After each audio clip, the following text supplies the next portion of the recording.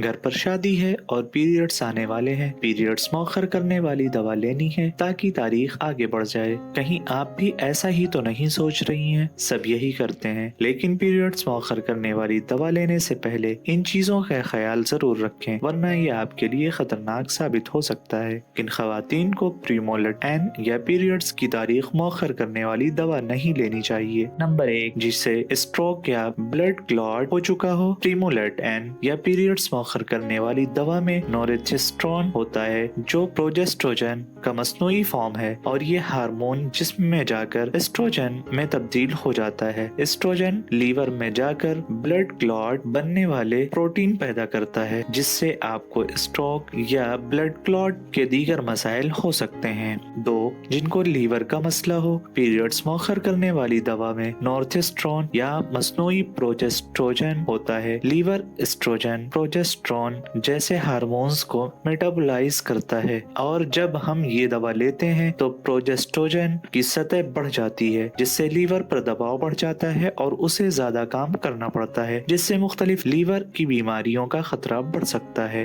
3, जिनका blood pressure ज्यादा हो। पीरियड्स को मौखर करने वाली दवा में नोरेथिस्ट्रोन होता है, जो आपकी खून की नालियों को सिकोड़ देता है और जिसमें सोडियम और पानी को जमा होने में मदद देता है, जिसकी वजह से ब्लड प्रेशर बढ़ सकता है। 4, जिन्हें किसी भी किस्म का कैंसर हो। अगर आपको किसी भी किस्म का कैंसर है, जैसे ब्रेस्ट कैंसर या एंडोमेट्रियल कैंसर, तो ये दवा आपके जिस्म में प्रोजेस्ट्रोजन की सतह बढ़ा देती है, जिससे कैंसर के खिल्लिए ज्यादा बढ़ने लगते हैं और कैंसर का खतरा बढ़ जाता है। 5, अगर आप हामला हैं या दूध पिला रही हैं, ऐसे हालात में ये दवा आपके खून के जरिए आपके दूध में शामिल हो जाती है और आपके बच्चे तक पहुंच सकती है, जो बच्चे के लिए नुकसानदेह हो सकती है। लिहाजा अगर आपको इनमें से कोई भी मसला है तो पीरियड्स को मौखर करने वाली दवा ना लें, और अगर गलती से ले ली है तो फौरन अपने डॉक्टर से राब्ता करें, और ऐसी ही सेहतमंद मालूमात के लिए हमारे चैनल मेडविकी से जुड़े रहें।